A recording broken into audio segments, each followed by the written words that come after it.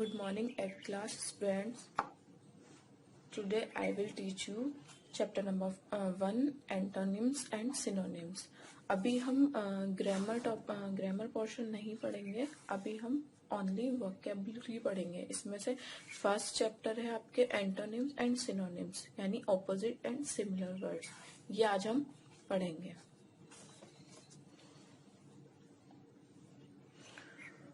ठीक है, एंटोनिम्स और सिनोनिम्स क्या होते हैं ये आप अपनी प्रीवियस क्लासेस में पढ़ चुके हैं। आज फिर से मैं आपको एक बार और एक्सप्लेन कर देती हूँ कि एंटोनिम्स क्या होते हैं। सबसे पहले हम एंटोनिम्स की बात करेंगे।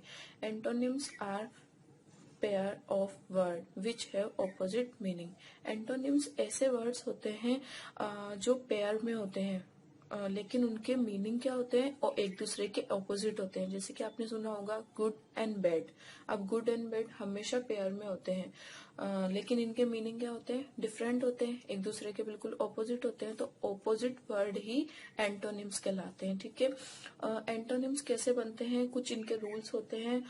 वर्ड्स के आगे DIS, डिस, UN, अन इस तरह के वर्ड्स लगाकर हम उनके एंटोनिम्स बनाते हैं। वो मैं आपको अब एक्सप्लेन करूंगी वन बाय वन। ठीक है, फर्स्ट रूल है by adding dis before the word.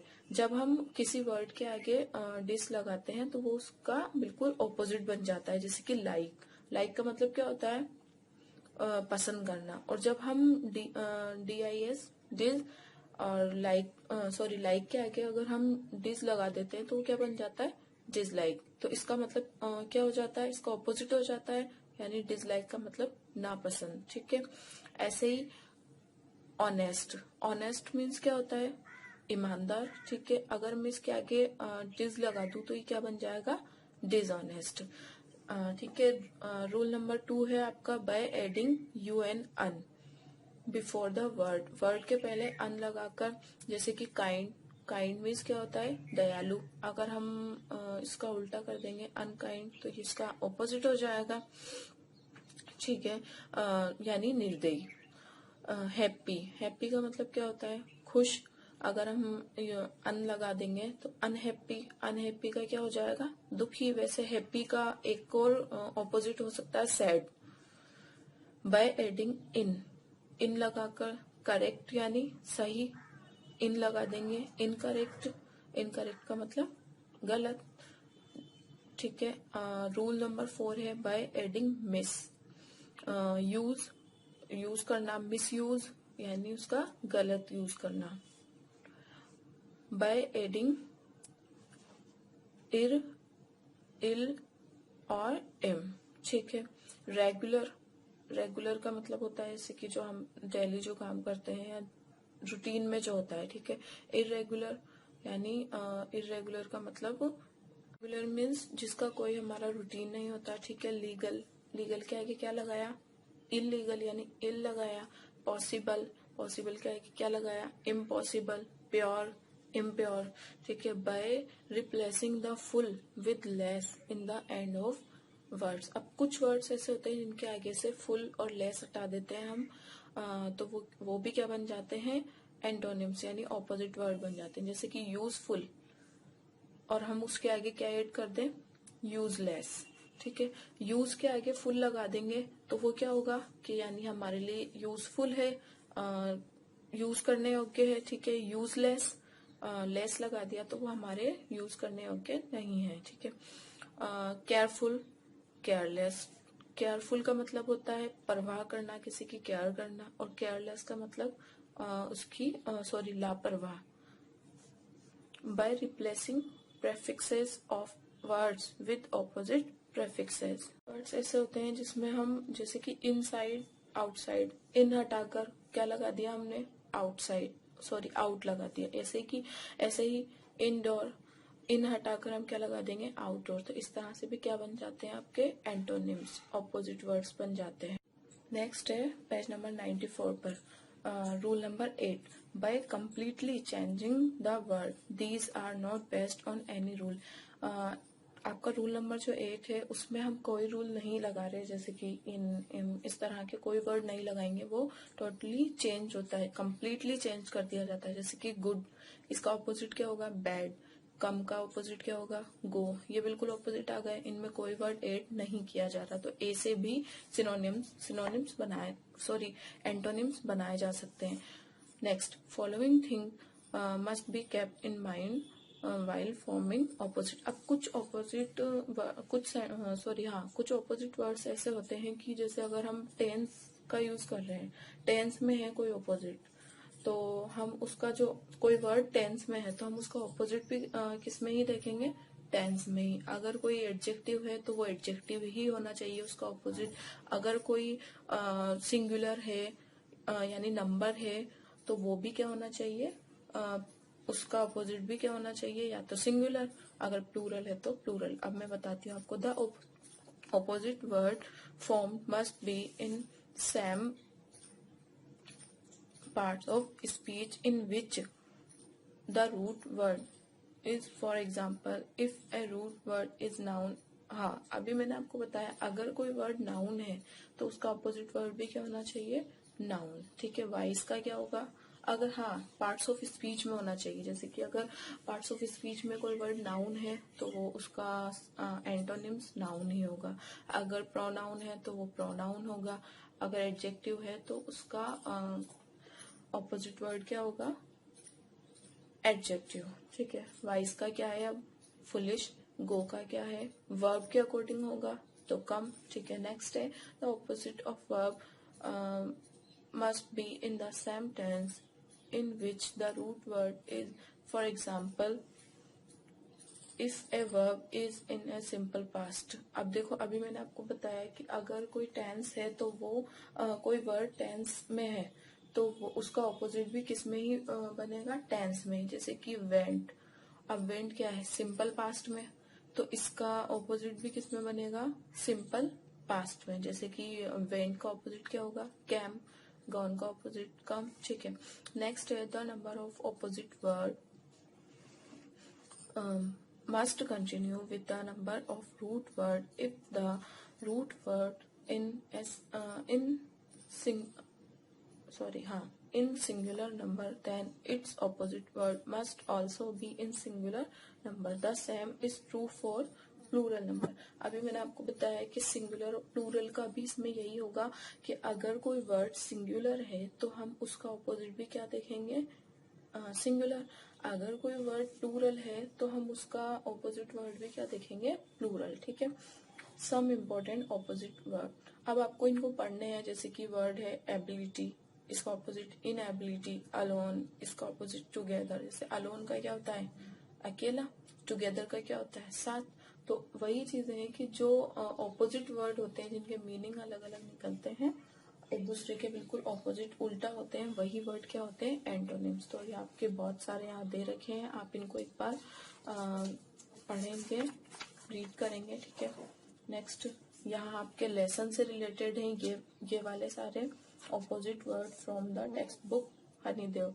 आपकी बुक है हनीदेव, उससे रिलेटेड हैं ये सारे, ये भी आपको एक बार रीड करने हैं। ठीक है, ये रहे और 10 तक। ठीक है, इसके बाद एक्सरसाइज है, इनको आप करने की कोशिश करेंगे, नहीं तो फिर मैं इनके आंसर आपको सेंड कर दूंगी। एक बार मैं आपको वैसे एक्सप्लेन कर देती हूँ। जैसे fill in the blanks with the word opposite to the words given in the bracket. The first letter of the opposite is given as clue. ठीक है, अब फर्स्ट सेंटेंस है आपका, I took out the letter and you folded it. ठीक है, आपको ये sentence दे दिया। अब इसमें क्या दिया आपको, एक तो आंसर का फर्स्ट लेटर दे दिया। ठीक है, और जो आपका आंसर नहीं है, जिसका अपन को ऑपोजिट फिल करना है, वो आपको ब्रैकेट में दे दिया। अब फोल्डेड, ठीक है, ये आपको ब्रैकेट में दे दिया, लेकिन आपको ये फिल नहीं करना है, इसका ऑपोजिट फिल करना है। ठीक है, अब फोल्डेड का क्या हो सकता है ऑपोजिट, अनफोल्डेड। आपको इसी तरह से ये सारी एक्सरसाइज करनी है। ये आपके एक्सरसाइज 1, 2, 3 ये दे रखी, और इनके आंसर्स भी आपको यहाँ दे रखे हैं, तो मुझे बताने की जरूरत है नहीं, तो आप इनको खुद फिल करें एक बार। पहले खुद पढ़ के खुद सॉल्व करने की कोशिश करें, उसके बाद आप इनके आंसर्स देखें। ठीक है, नेक्स्ट सिनोनिम्स। आपने सिनोनिम्स पढ़े हैं, अपनी प्रीवियस क्लासेस में पढ़े होंगे कि सिनोनिम्स क्या होते हैं। सिनोनिम्स सिमिलर वर्ड्स होते हैं, ऐसे वर्ड्स जो कि दिखने में भी अलग होते हैं और जब हम उनको स्पीक करते हैं तो भी वो अलग होते हैं, लेकिन जब उनका मीन हम निकालते हैं तो उनका मीन सेम निकलता है, वही सिनोनिम्स होते हैं। आपने अपने हिंदी में पढ़े होंगे सिनोनिम्स, समानार्थी जो शब्द होते हैं, पर्यायवाची शब्द होते हैं, वही सिनोनिम्स होते हैं। जैसे कि होता है ना, आग का अग्नि, आकाश का आसमान। अब देखिए बोलने में अलग अलग है और दिखने में भी अलग है वर्ड्स, लेकिन उनके मीनिंग क्या निकल रहे हैं, सेम। वही आकाश की बात की जा रही है, वही आसमान की बात की जा रही है। इसी तरह इसमें भी यही होता है। जैसे कि ब्यूटीफुल, ब्यूटीफुल का सेकंड वर्ड क्या हो सकता है, प्रीटी। तो है ना, ये समान एक दूसरे के सिनोनिम्स, सिमिलर वर्ड्स हुए ना, ठीक है। तो यही वर्ड क्या होते हैं, सिनोनिम्स, यानी ये एंटोनिम्स के ऑपोजिट होते हैं। एंटोनिम्स में वो एक दूसरे के ऑपोजिट होते हैं, उनका मीनिंग भी ऑपोजिट निकलता है और वो राइट करने में और ऐसा देखने में भी अपन को ऑपोजिट ही लगते हैं। लेकिन इनका क्या होता है, सिनोनिम्स में ये दिखने में ऑपोजिट होते हैं लेकिन इनके मीनिंग क्या निकलते हैं, सेम निकलते हैं। ये देखिए आप, use synonyms of the following words, ये आपको मैं बता चुकी हूँ, ठीक है। फास्ट, क्विक, ब्यूटीफुल, प्रीटी, ठीक है। नेक्स्ट है fill in the blank with the word similar in meaning to that given in the bracket. The first letter of the synonyms is given for you as a clue. अब इसमें आपको first letter clue के रूप में दे रखा है, clue की form में दे रखा है, और जो ब्रैकेट है उसमें आपको आंसर दे रखा है, लेकिन आपको उसका वो नहीं करना है जो आपको ब्रैकेट में दे रखा है, आपको उसके सेम सिमिलर वर्ड देखकर उसमें फिल करना है। जैसे कि Mohan was to see the lion. अब ब्रैकेट में क्या दे रखा है, अफ्रेड, यानी डर गया था या डरा हुआ था, ठीक है। और इसका एक और वर्ड हो सकता है, उसके लिए आपको फर्स्ट लेटर दे दिया। अब आपको थोड़ा सा माइंड लगाकर फिल करना है कि क्या हो सकता है। तो यहाँ आपको आंसर दे रखा है फ्राइटेंड, ठीक है। सम इम्पोर्टेंट वर्ड्स, अब फ्राइटेंड का मतलब भी क्या होता है, वही डरा हुआ, ठीक है। Next, some important words and their synonyms based on your textbook are being given here. The students are advised to memorise them and then try to solve the exercise given below। आपको आपकी book के यहाँ पर कुछ synonyms दे रखे हैं, आप इनको एक बार पढ़ेंगे, अच्छे से रीड करेंगे, उसके बाद आपको जो एक्सरसाइज दे रखी है आपको उनको कंप्लीट करना है। वैसे आपको उनके आंसर्स दे रखे हैं, लेकिन आप सब खुद अपना माइंड लगाकर उसे सॉल्व करने की कोशिश करेंगे तो आप जल्दी सीखेंगे। फर्स्ट है लेसन नंबर 1, और ये आपकी जो सिनोनिम्स है और जितने भी एंटोनिम्स है वो आपकी बुक से रिलेटेड है। अगर आप इनको लर्न कर लोगे, इनको पढ़ोगे, तो आपके ये बुक में आपको काम आएंगे। जब आप आपकी बुक को पढ़ेंगे तो उसमें आपको इजीली उनके वर्ड्स के आंसर मिल जाएंगे। फर्स्ट है जंक। सिनोनिम्स क्या हो सकता है इसका, ऑपोजिट नहीं करना है हमें, एंटोनिम्स नहीं करना है, इसका सिनोनिम्स यानी इसके जैसा ही इसका सिमिलर वर्ड देखना है। जंक का मतलब क्या होता है वो आपको पता है, रबिश, ट्रैश, ठीक है। फास्ट, इसका सिनोनिम्स क्या हो सकता है, काइट, ब्यूटीफुल, ये मैं आपको बता चुकी हूँ, गे, चेयरफुल, सनी, ठीक है।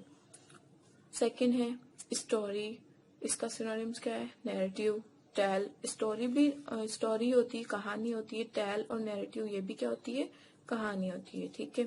ऐसे ही लेसन नंबर 3 का देखिए आप, पीस, पीस मीन्स क्या होती है, शांति, ठीक है। काम, रेस्ट, ये भी क्या होती है, शांति, ठीक है। डेस्टिनी यानी भाग्य, फॉर्चून, लक, फेट बोलते हैं ना हम, ये सब भी क्या होते हैं, इनके सिनोनिम्स यानी सिमिलर वर्ड्स होते हैं, यानी फॉर्चून मीन्स भी भाग्य। देखिए आपके पेज नंबर 101 पर आपको सारे वर्ड्स दे रखे हैं, आपको इनको एक बार रीड करना है, ये आपके लेसन से रिलेटेड है। तो जब आप लेसन पढ़ेंगे तो आपको बिल्कुल भी प्रॉब्लम नहीं आएगी, क्योंकि आपको वो ऑलरेडी लर्न होंगे। ये देखिए आपकी एक्सरसाइज 1 और 2 दे रखी है, इनमें आपको फर्स्ट लेटर दे रखा है कि आपको क्या फिल करना है, ठीक है। और इनके आंसर यहाँ नीचे दे रखे हैं, ठीक है। ब्रैकेट में आपको जो आंसर दे रखा है आपको वो फिल नहीं करना है, बल्कि उसके जैसा कोई सिमिलर वर्ड देखना है, ठीक है। आई होप आपको ये एक्सरसाइज समझ में आई, सॉरी ये चैप्टर आपको समझ में आया होगा। बहुत इजी है, आप इसको एक बार दोबारा रिवाइज करेंगे तो आपको ये अच्छे से याद हो जाएगा। एंटोनिम्स और सिनोनिम्स, सिर्फ आपको इतनी सी बात याद रखनी है कि एंटोनिम्स और सिनोनिम्स क्या होते हैं। एंटोनिम्स होते हैं एक दूसरे के ऑपोजिट वर्ड, जबकि सिनोनिम्स क्या होते हैं, सिनोनिम्स एस से आ रहा है यानी कि सिमिलर वर्ड। ठीक है, थैंक यू।